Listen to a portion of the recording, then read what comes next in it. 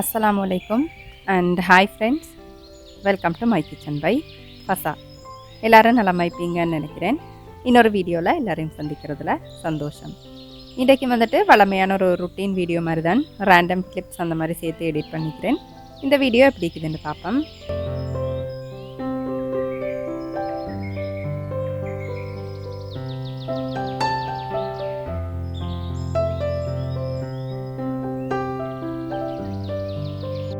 எந்த விதமான ரசாயனங்கள் கலரிங்ஸ் இல்லாமல் வீட்டிலே சுத்தமாக தயார் செஞ்ச ஸ்ரீலங்கன் சரக்குத்தூள், மிளகாய்த்தூள், மிளகுத்தூள், மஞ்சள் தூள், கட்டர் தூள், அதோட நாங்கள் இப்போ ஸ்பெஷலாக செய்கிற chicken masala, mutton masala, beef masala, அதோட 10 வகையான தானியங்கள் வச்சு நாங்கள் செய்கிற ஸ்ரீலங்கன் சத்து மாவு உங்களோட வீட்டு வாசலுக்கே ஆர்டர் பண்ணி எடுக்கலும். டீட்டெயில் எல்லாமே டிஸ்கிரிப்ஷனில் தந்திப்பேன், வேணுமெண்டா பார்த்து ஆர்டர் பண்ணிக்கோங்க.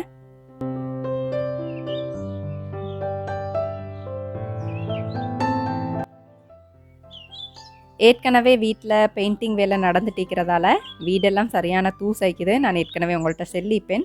அப்போ இன்னுமே வேலை முடியலை அப்படின்றதால லேசாக கீழே மட்டும் தொடச்சி விட்ருவோம் அப்படின்ட்டு மொப் பண்ண பார்க்குறேன். அதோட ரீசெண்டாக நான் கொஞ்சம் வினாக்கிரி அதோட பேக்கிங் சோடா போட்டு மொப் பண்ணுறேன். அப்படி சேர்த்து தொடக்கக்கலை கீழெல்லாம் நல்லா க்ளீனாக அதோட நல்லா எக்ஸ்ட்ராவாக நல்லா பளபளப்பாய்க்குது. அதுக்கு பிறகு தான் அந்த டிப்பை உங்களோட ஷேர் பண்ணிக்குவோம் அப்படின்னு நினச்சேன். நான் இதை இன்டர்நெட்டில் தான் பார்த்தேன். ஆனால் எனக்கு நல்லா ஒர்க் அவுட் ஆகுது. அதுக்கு பிறகு தான் உங்களோடையும் ஷேர் பண்ணிக்குவோம் அப்படின்னு நினச்சேன். இன்ஷால்லா 7 மண்டா அப்படி ட்ரை பண்ணி பாருங்கள். கொஞ்சமாக வினாக்கிரி அதோட பேக்கிங் சோடா, உங்களுக்கு வாசம் தேவை அப்படின்னா என்ன சரி ஒரு எசென்ஷியல் ஆயில் அந்த மாதிரி யூஸ் பண்ணிக்கலாம். நான் ஒன்றுமே போடல, இது 2 மட்டும் போட்டு தான் துடைப்பேன். இப்போ விழுந்திக்காய் காலம் அப்படின்றதால எனக்கு கிடக்கவே நான் இப்படி கட் பண்ணி போட்டு நல்லா காய வச்சு இந்த உப்பு விழுந்திக்காய் செஞ்செடுக்கிறேன். சில பேர் என்னிட்ட கேட்டிருப்பீங்க, இந்த உப்பு பிலுந்திக்காய் ஒரு vlog பார்த்துட்டு எப்படி இது செய்கிற அப்படின்ட்டு. தொடர்ந்து ஒரு கேள்வியாக நம்ம அப்படி வரும். இது வேறொன்றும் இல்லை, விழுந்திக்காவை நீங்கள் நைட்டில் நல்லா சின்னதாக கட் பண்ணி நல்லா உப்பு கல் போட்டு பிரட்டி அப்படியே ஊற வச்சிடணும். இப்போ நான் காட்டுற மாதிரி இப்படி நல்லா ஊறினதுக்கு அப்புறம் நல்ல வெயிலில் அப்படியே இப்போ நான் காட்டினேன் இல்லையா பாட்டிலில் ஸ்டோர் பண்ணுறத, அந்த மாதிரி காயிற வரைக்கும் காய வச்சு ஸ்டோர் பண்ணிடணும். இது நிறைய காலத்துக்கு பழுதாகாமல் அப்படியேக்கும். இந்த தக்காளிக்காய் போட்டு வதக்குற சாமணிக்கும் இல்லையா, அது எல்லாத்துக்கும் உங்களுக்கு தக்காளிக்காய் பதிலாக இதை யூஸ் பண்ணி பாருங்கள். டேஸ்ட் அப்படி நல்லாய்க்கும். இப்போ இந்த காலம் அப்படின்றதால இந்த கிளிப் உங்களுக்கு யூஸ்ஃபுல் ஆயிக்கும் அப்படின்ட்டு தான் இந்த வீடியோவில் நான் சேர்த்தேன்.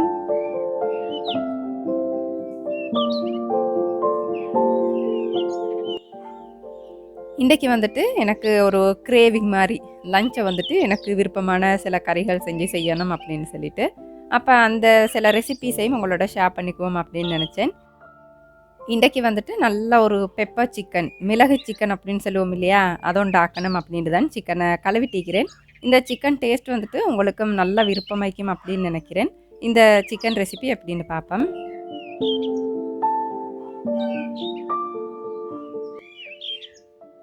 சிக்கனை எப்போவுமே உங்கள்கிட்ட தேசிக்க புளி இல்லைன்றாலும் பரவாயில்ல, கொஞ்சம் உப்பு மஞ்சள் போட்டு நல்லா பிரட்டி கழுவிட்டீங்க அப்படின்னா அந்த பிலால் வாசம்லாம் நல்லா இல்லை அப்படித்துரும்.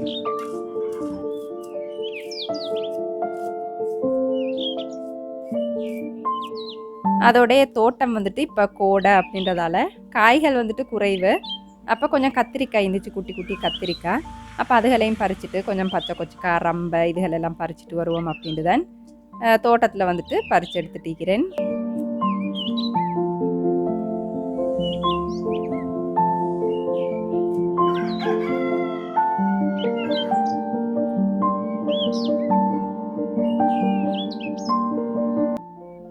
கோழியை நல்லா கழுவிட்டு தேவையான மசாலா பொருட்கள் எல்லாம் சேர்த்துக்கோங்க.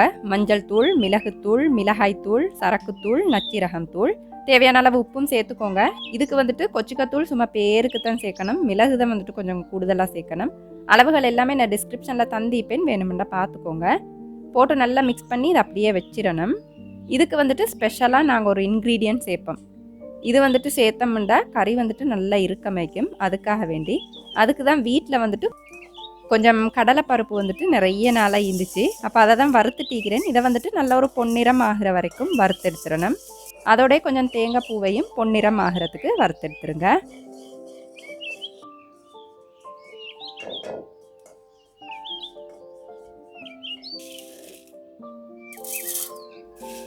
வறுத்ததுக்கு பிறகு கொஞ்சமாக அந்த பருப்பு கடலை அதோட வறுத்து வச்ச தேங்காய் ரெண்டையும் போட்டு நல்லா பவுடராக அரைச்சி எடுத்துடணும்.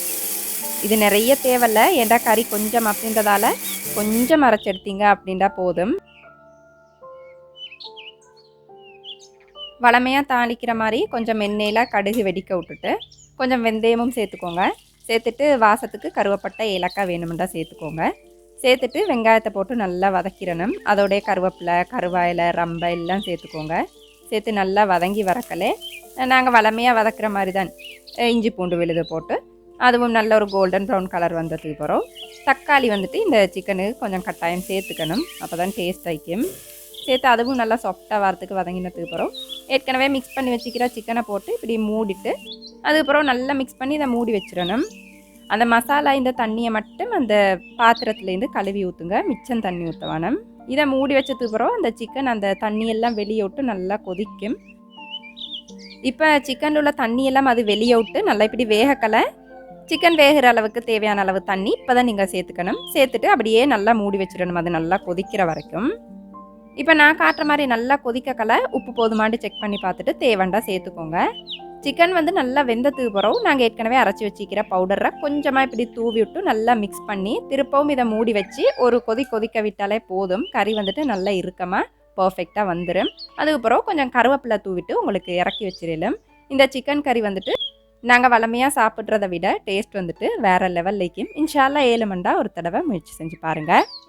நீங்கள் வந்துட்டு கொஞ்சம் கூடுதலாக ஆனமிக்கக்கலை இறக்கி வச்சுருங்க. அப்போ அது இறுகி வரக்கெல்லாம் சரியாக வரும். இணைய மாதிரி பனைசார் கைப்பணி பொருட்களை விரும்புகிற ஆளாக நீங்கள் இருந்தீங்க அப்படின்னா உங்களுக்கு தான் இந்த கிளிப். இப்போ நான் காட்டுற பொருட்கள் மட்டும் இல்லாமல் இன்னும் நிறைய பொருட்களை உங்களுக்கு இவங்கள்ட்டேருந்து கேஷ் ஆன் டெலிவரி மூலமாக வீட்டு வாசலுக்கே ஆர்டர் பண்ணி எடுக்கலாம். டீட்டெயில் எல்லாமே டிஸ்கிரிப்ஷனில் தந்திப்பேன். வேணுமெண்டா பார்த்து உங்களுக்கு ஆர்டர் பண்ணிக்கலாம். நீங்கள் அவங்களுக்கு செய்கிற இது பெரிய உதவி மாதிரியும் மீக்கிறதோட உங்களுக்கு வந்துட்டு சிறந்த கைப்பணி பொருட்களை பெற்றுக்கொள்ளலாம். அப்போ முயற்சி செஞ்சு பாருங்கள். தோட்டத்துலேருந்து பறித்த கத்திரிக்காவை வச்சு ரீசெண்டாக யூடியூப்பில் ஒரு வீடியோ பார்த்தேன், ஒரு ரெசிபி. அதை என்ன வெர்ஷனில் ட்ரை பண்ணலாம் அப்படின்னு தான் கட் பண்ணிட்டேக்கிறேன். இப்போ நான் காட்டுற மாதிரி கத்திரிக்காவை வந்துட்டு பொழந்து எடுத்துக்கோங்க 2-3க்கு. அதுக்கு பிறகு வந்துட்டு நாங்கள் ஏற்கனவே வறுத்து வச்ச பருப்பில் கொஞ்சம் மாசி சேர்த்து கொரகொரப்பாக அரைச்சி எடுத்துடணும். துண்டிக்கிறதுக்கு அரைச்சி எடுத்துடணும் இப்போ நான் காட்டுற மாதிரி. அதுக்கு பிறகு இதில் வந்துட்டு கொஞ்சம் இஞ்சி பூண்டு விழுது, தேவைண்டா வெங்காயம், கருவேப்பிலை, பச்சை கொச்சிக்காய் இது வேணும்னாலும் சேர்த்துக்கோங்க. கொஞ்சம் உப்பு சேர்த்துட்டு இப்போ நான் காட்டுற மாதிரி இந்த கத்திரிக்காய் உள்ளுக்கு ஃபில் பண்ணிக்கணும். வறுத்த கடலைப்பருப்புக்கு பதிலாக தாராளமாக உங்களுக்கு வறுத்த ரட்டை கஞ்சி பயன்படுத்திலும் நல்லா டேஸ்ட் ஆகிக்கும். ஃபில் பண்ணிவிட்டு சாடவாக தாச்சியில் எண்ணெய் ஊற்றி இதை வந்துட்டு நல்லா ரோஸ்ட் பண்ணி எடுத்துடணும் நல்லா வேகிற வரைக்கும்.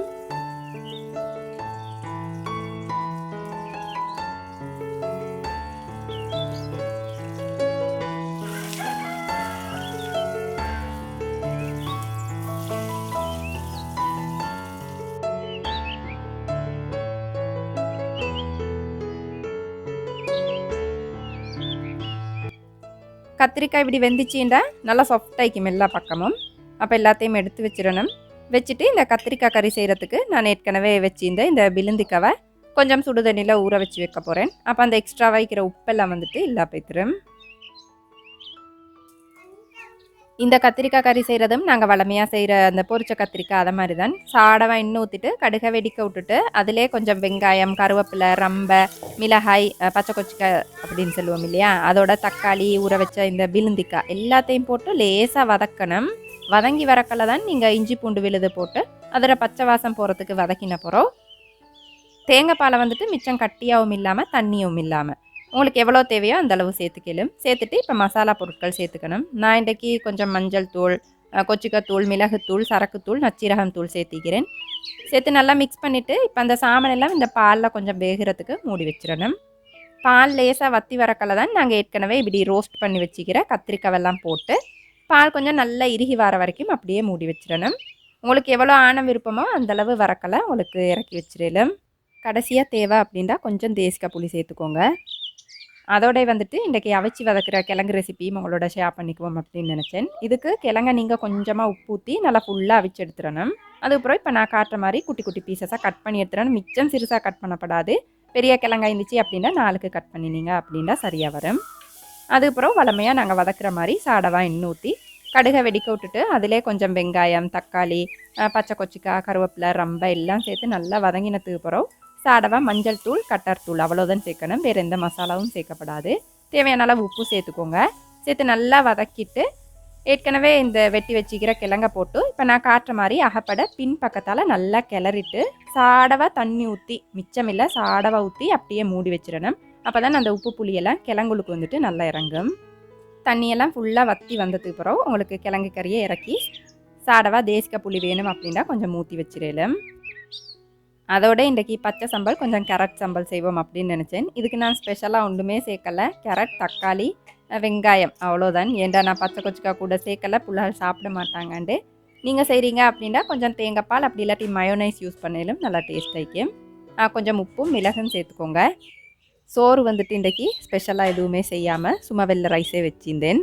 அப்போ இன்றைக்கி லஞ்ச் என்ன அப்படின்னு உங்களுக்கு சர்வ் பண்ணி காட்டுறேன்.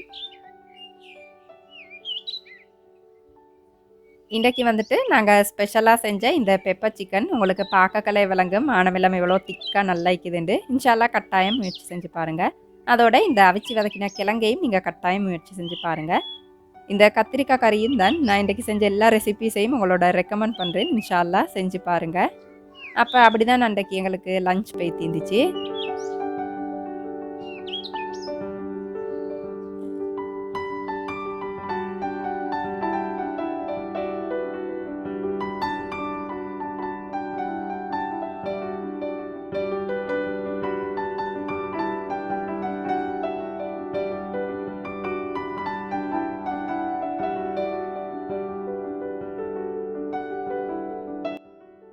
அடுத்தது வந்துட்டு எங்களோட உம்மம்மாவை உங்களோட அறிமுகப்படுத்தணும் அப்படின்னு தான் இந்த கிளிப்பை நான் சேர்த்திருந்தேன். எங்களோட உம்மம்மாக்கு இப்போ வந்துட்டு 82 வயசாகுது மாஷா அல்லாண்டு.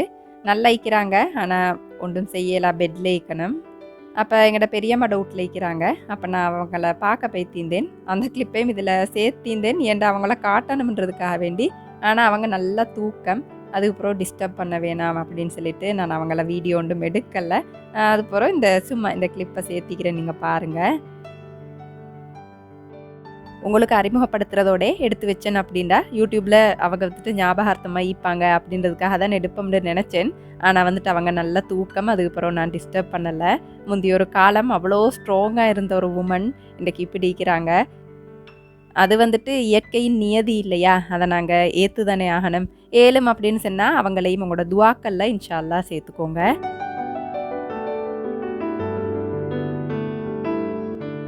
இந்த வீடியோ உங்களுக்கு சுவாரஸ்யமாக இருந்திக்கும் அப்படின்னு நினைக்கிறேன். அளவாக சாப்பிடுங்க. இந்த அளவில் ஆரோக்கியத்தை அதிகமாக சேர்த்துருங்க. வாழ்க வளமுடன். தேங்க்ஸ் ஃபார் வாட்சிங்.